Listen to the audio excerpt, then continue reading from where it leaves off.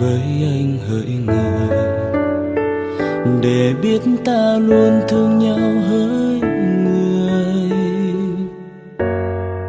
Vì khi trước anh đã vô tâm để mất nhau lần nữa, dù rằng ta đã cùng chung lối về.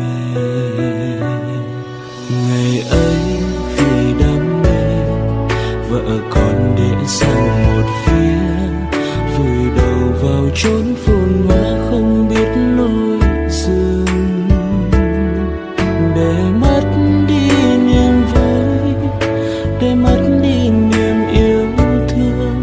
Hạnh phúc mà anh đã cho là mãi mãi.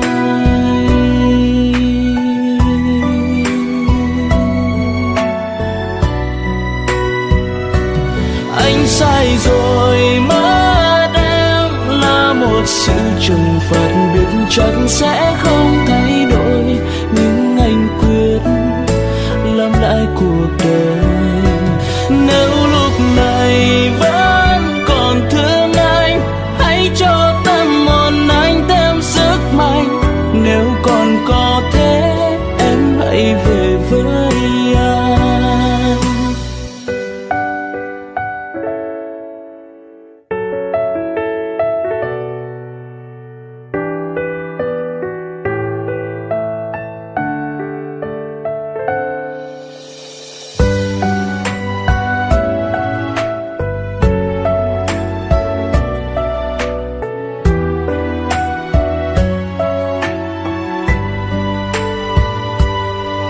Cuộc đời không giống như mơ, làm sao biết được chữ ngờ.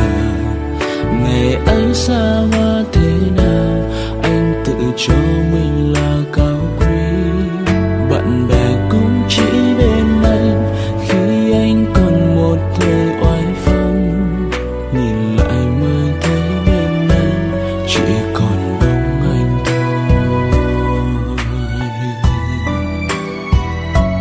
chỉ còn bóng anh thôi.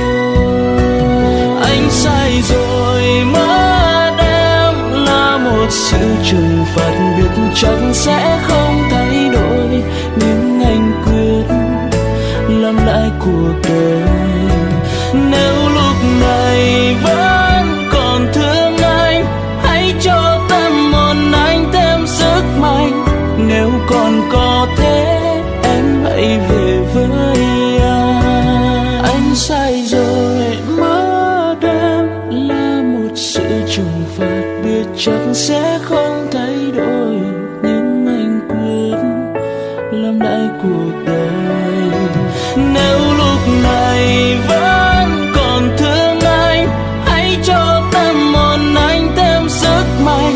Nếu còn có thế, em hãy về với anh. Nếu còn có thế, hãy về với anh.